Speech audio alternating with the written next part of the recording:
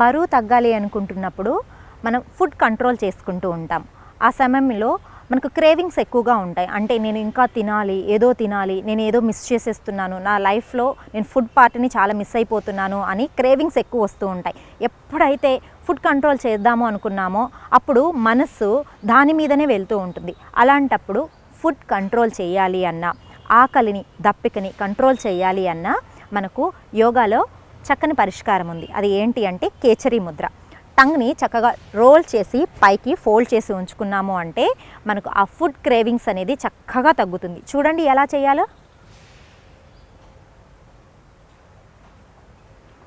ఇలా ఉంటుంది కదా టంగ్, దాన్ని ఇలా లోపలికి ఫోల్డ్ చేసి పెట్టుకుంటాం.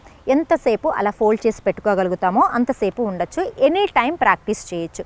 ఇలా ప్రాక్టీస్ చేస్తూ ఉంటే ఫుడ్ మీద కంట్రోల్ వస్తుంది. ఏది అంటే అది తినేయాలి అని మనకు మనసు వెళ్ళిపోతూ ఉంటుంది కదా, ఆ కంట్రోలింగ్ అంతా చాలా ఈజీగా ఉంటుంది. మాట్లాడడంలో తడబడడం కూడా తగ్గుతుంది. మాట్లాడేటప్పుడు చక్కగా మాట్లాడగలుగుతాం.